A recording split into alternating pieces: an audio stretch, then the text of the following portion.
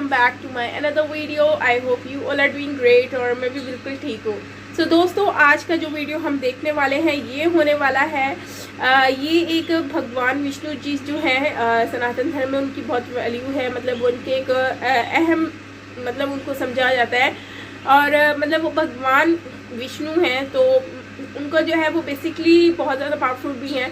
तो उनसे ही रिलेटेड एक वीडियो है जो कि हम देखने वाले हैं आज, और ये वीडियो समंदर से रिलेटेड होने वाली है। तो जानते हैं कि इस वीडियो का थीम क्या है, इसमें क्या हमें सीखने को मिलता है और क्या चीज़ें सही हैं और क्या गलत है, वो आप मुझे कमेंट सेक्शन में भी बता सकते हो। अगर आपको वीडियो समझ आती है या आपको लगता है कि इसमें थोड़ा ऊंच नीच है तो आप मुझसे शेयर कर सकते हो। तो चलते हैं वीडियो की तरफ और रिएक्ट कर लेते हैं। So let's start.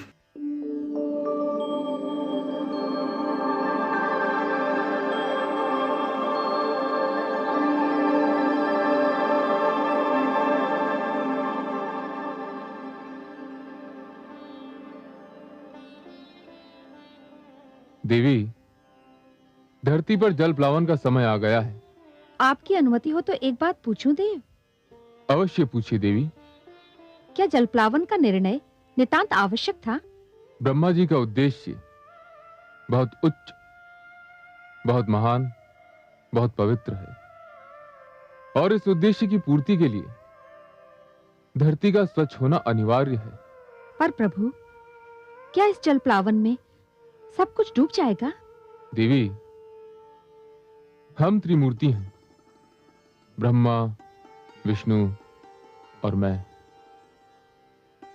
हम तीनों के अपने अपने कार्य क्षेत्र हैं और हमें से कोई किसी दूसरे के कार्य क्षेत्र में पग नहीं धरता।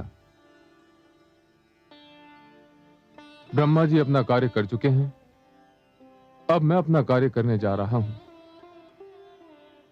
इस जल प्लावन में क्या डूबेगा और क्या बचेगा, इसका ज्ञान तो केवल श्रीहरि विष्णु को है,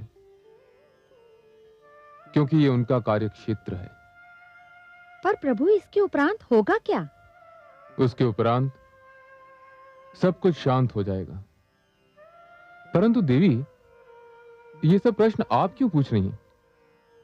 आपके सहयोग से ही तो मैं यह कार्य करूंगा। मैं कुछ समझी नहीं देव। आप मेरी प्रेरणा हैं। आपसे शक्ति पाकर ही मैं हर कार्य करता हूं। मैं आपको कैसे शक्ति दूंगी प्रभु? मेरे भीतर समाकर। तनिक इस कैलाश को भी तो अर्धनारीश्वर का रूप देख लेने दीजिए। जो आज्ञा प्रभु।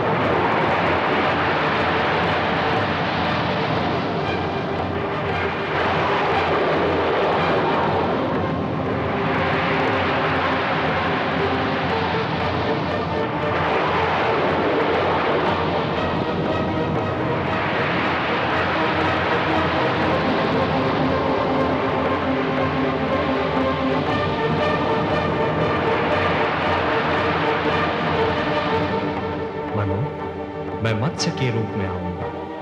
तुम इस नौका को मेरे सींग से बांध देना। मैं तुम्हारी नौका को सुमेरु पर्वत पर ले जाऊंगा। हे सर्वेश्वर, आपने तो कहा था कि आप हमारी सहायता करेंगे।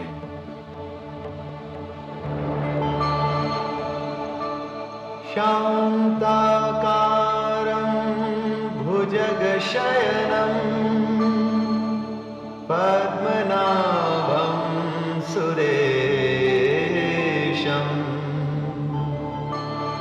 विश्वाधारं गगनसदृशं मेघवर्णं शुभांगं लक्ष्मीकान्तं कमलनयनं योगिभिर्ध्यानगम्यं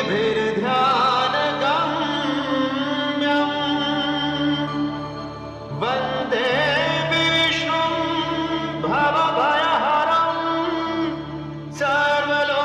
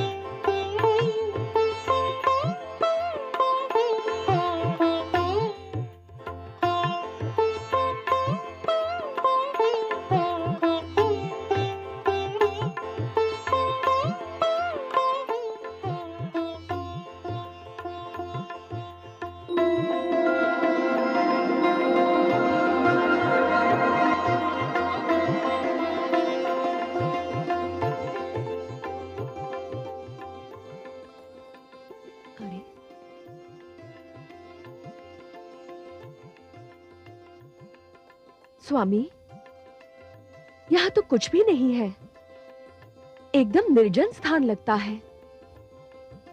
ऐसा मत कहो देवी, यहाँ हम हैं और यहाँ वो है जो कण कण में रमते हैं।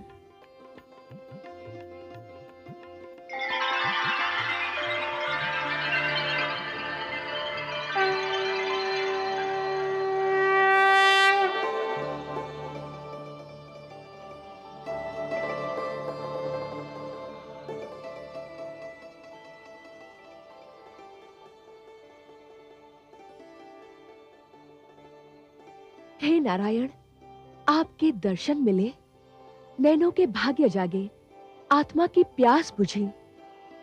इस क्षण के आगे जीवन का हर एक क्षण तुच्छ है। हे विश्वेश्वर, आपने जलप्लावन से हमारी रक्षा की, आपको कोटि कोटि धन्यवाद। हे मनु, इस भयंकर जलप्लावन में शिक्षा और गुरु की रक्षा करने में जो तुमने तत्परता दिखाई, वो भी सराहनीय है। तुमने मानव कल्याण के उद्देश्य के लिए साधना की, व्रत धारण किया। और हे शत्रुपा, इन सब शुभ कार्यों में अपने पति का साथ देकर तुमने अपने पत्नी धर्म का पालन किया है। मैं तुम दोनों से अति प्रसन्न हूं और समस्त मानव जाति में केवल तुम दोनों को चुनने का एक विशेष कारण भी है। हे जगदीश, आप तो कारणों के कारण हैं। जो भी कारण होगा उसे केवल आप ही जानते हैं। मैं जानता हूं मनु कि मानव कल्याण के मेरे परम उद्देश्य की पूर्ति के लिए आप दोनों माध्यम हो। यह मेरा परम उद्देश्य आपके माध्यम से ही संपन्न होना है। मनु, जब खेत की उपज पक जाती है और खेती काटी जाती है, तो कृषक कुछ बीजों को बचाकर रखता है और यही बीज आने वाली उपज का कारण बनते हैं। मैंने भी यही किया है। तुम दोनों की रक्षा करके मैंने जीवन की रक्षा की है। अब तुम दोनों मिलकर नव जीवन की उपज का कारण बनोगे और यह आने वाला जीवन बहुत सुखद होगा मनु, बहुत सुखद होगा, पावन होगा। और तुमने सप्त ऋषियों के इस समूह को अपने साथ में लाकर एक बहुत बड़ा कार्य किया है, क्योंकि आने वाले जीवन की महान आवश्यकता होगी शिक्षा। हे सर्वव्यापी, हे रहस्य ज्ञाता, नवजीवन को जो शिक्षा मिलेगी वो तो केवल आप प्रदान कर सकते हैं। आप मुझे ज्ञान दीजिए, ये शिक्षा क्या होगी, कैसी होगी? हे वैवास्वत, मानव बड़ा विचित्र प्राणी है और उसका इतिहास भी उतना ही विचित्र है। उठता है तो देवता बन जाता है और गिरता है तो दानव। दानवता अज्ञान और हीनता का प्रतीक है और मैं हर युग में मानव को दानव बनने से बचाना चाहता हूं। अर्थात मानव देवताओं की भांति अमर तो नहीं हो सकता, पर देवताओं की भांति संपूर्ण तो अवश्य हो सकता है। और उसे संपूर्ण बनाने का मूल मंत्र मुझे तुम्हें सौंपना था और इसीलिए जलप्लावन से रक्षा के लिए मैंने तुम दोनों को चुना है। हे जगदीश्वर, आपको कोटि कोटि धन्यवाद। हे लक्ष्मीपति, आपकी जय हो। मैं तुम दोनों को यह उपहार सौंपता हूं जो समस्त मानव जाति की धरोहर है।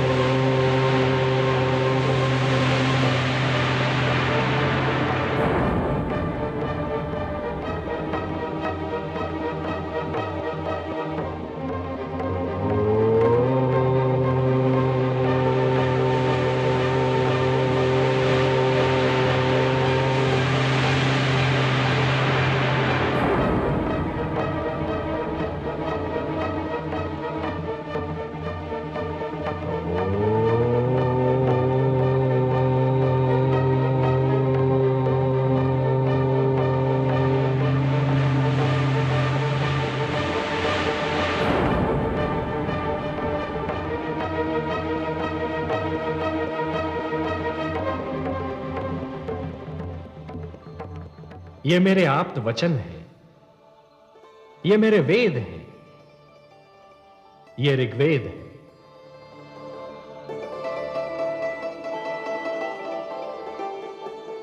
ये यजुर्वेद,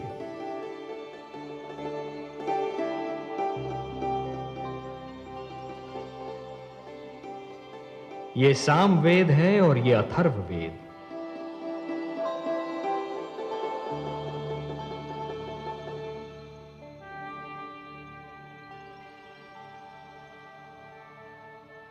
ये मेरे सबसे बड़े वरदान हैं।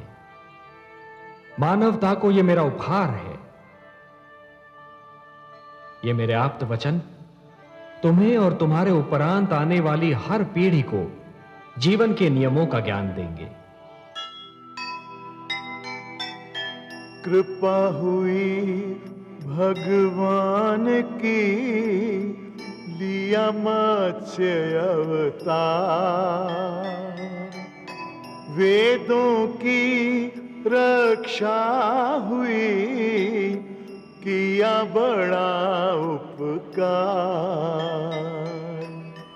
अंत हुआ हयग्रीव का, हुआ पाप का नाश, फैल गया संसार में चारों ओर प्रकाश,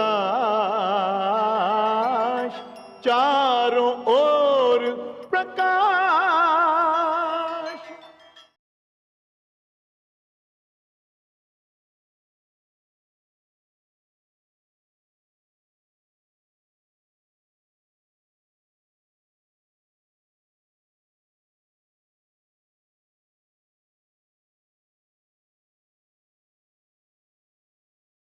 ये वीडियो जो स्टार्ट हुई है उसमें शिव जी जो है वो बैठे हुए होते हैं, तो उनके पास माता पार्वती मेरे ख्याल से आती हैं शायद, और वो जो है वो उनसे बात करती हैं, तो शिव जी से पूछती हैं, तो कुछ सवाल करती हैं। शिव जी इस पर जवाब भी देते हैं उनको, और जो है वो माता जी बेसिकली उनको शिव जी कहते हैं कि आप जो हैं, आपकी पावर के साथ ही मैं हर काम करता हूँ, तो आप मेरे साथ होंगी तो मैं हर वो चीज़ कर सकूँगा। मतलब बेसिकली ये उनका मतलब किससे आइडिया होता है कि शिव जी जो है वो बहुत ही ज़्यादा, इफ़ आई एम रॉन्ग तो उसके लिए माजरत, लेकिन आप उसको करेक्ट कर सकते हो, क्योंकि मुझे जो समझ आया मैं वो बता रही हूँ। बाकी हो सकता है नाम में थोड़ा मिस्टेक भी हो गई हो। सो अगर माता पार्वती हैं तो आप कमेंट में लिखेगा हाँ वही है, अगर नहीं है तो आप बता दीजिएगा। खैर उसमें जो है तो उसमें जो है क्या कहते हैं, मैं कह रही थी हाँ, तो जो है वो शिव जी बेसिकली समंदर में एक तूफान लाना चाहते हैं, और उसमें जो है वो दिखाना चाहते हैं, कुछ सिखाना चाहते हैं, कुछ परीक्षा लेना चाहते हैं, जिसमें जो है वो मेरे ख्याल से दुर्गा माँ थी या फिर जो है वो माता पार्वती थी, कुछ इस तरह से ना। तो खैर आप कमेंट में बता दीजिएगा, लेकिन इसकी वजह से कन्फ्यूजन हो रही है। तो खैर जो है वो शिव जी ने जो है वो उनकी पावर के साथ उनके साथ मिलकर एक जो है वो बनाया, क्या कहते हैं, जो समंदर में ना तूफान लाए, उसमें जो जा रहे थे सारे, तो उसमें वो हस्बैंड वाइफ भी जा रहे थे, तो उन्होंने वो अपने आप को किस तरह से एक दूसरे को संभाला और किस तरह से सारा कुछ कवर किया। मतलब एक मुश्किल को जो है वो संभालते हुए जो है वो उस तूफान से बाहर निकले, और आज बाहर आए तो आगे विष्णु जी उनके आगे आए और उन्होंने उनसे बात की, अप्रिशिएट किया कि तुम दोनों से मैं बहुत ज़्यादा खुश हूँ।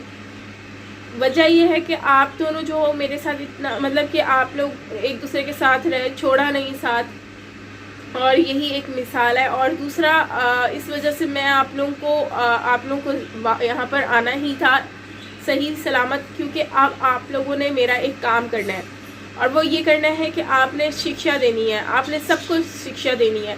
मतलब कि इससे आइडिया हो रहा है कि इसमें शिक्षा मतलब कि तालीम वगैरह जो है वो आगे देनी है। तो इससे ये आइडिया होता है कि मुझे लगता है कि यहाँ से जो है वो एजुकेशन शायद स्टार्ट हुई थी सनातन धर्म से, यहाँ से। और जिस तरह बता रहे हैं कि मतलब कि उन लोगों को कहा गया तो शायद मुझे लगता है कि यही वो वक्त था जब तालीम का जो है वो उनको कहा गया था कि आप शिक्षा दो सबको। बाकी ओम से जो है, ओम करके उन्होंने आवाज़ निकाली, तो ओम से उन्होंने 3 से 4 कुछ बच्चे भी थे वो भी लेकर आए, मतलब भगवान का रूप धारते हुए, और जो है वो शायद उनकी हेल्प करेंगे या फिर वो उनके स्टूडेंट बनेंगे या कुछ भी, वो आप मुझे बताना कमेंट सेक्शन में कि क्या होंगे वो लोग। बाकी ओवरऑल मैं ये कहूँगी कि वीडियो बहुत अच्छी थी, हमें इसमें बहुत कुछ सीखने को मिला, जैसे कि एक दूसरे के साथ रहना, साथ छोड़ना नहीं, मुश्किल जितनी भी आ जाए किसी से अब दूर नहीं जाना चाहिए, साथ, क्योंकि आजकल के दौर में तो खुशियों में हर कोई साथ दे रहा होता है, दुख में साथ नहीं देता। तो इसमें ये दिखाया गया है कि आप लोगों ने दुख में भी साथ में रहना है तो खुशियों में भी साथ में रहना है। ऐसा नहीं है कि खुशियों में साथ हो दुख में छोड़ दो, तो साथ में रहना है, दुख बांटने एक दूसरे के, और अपने आप से अपने थ्रू जो है वो दूसरों में पॉजिटिविटी जो है वो लेकर आनी है, जिससे मुझे लगता है कि पूरा माशरा जो सोसाइटी है वो अच्छी हो जाती है। जब हम किसी को अच्छी शिक्षा देते हैं, कुछ अच्छी चीज़ें उनकी तरफ ट्रांसफ़र करते हैं। सो फ्रेंड्स, आपका क्या कहना है इस वीडियो के बारे में ज़रूर शेयर करना कमेंट सेक्शन में। बाकी ओवरऑल वीडियो अच्छा था, एंड मिलते हैं नेक्स्ट वीडियो के साथ। Till then take care, bye bye.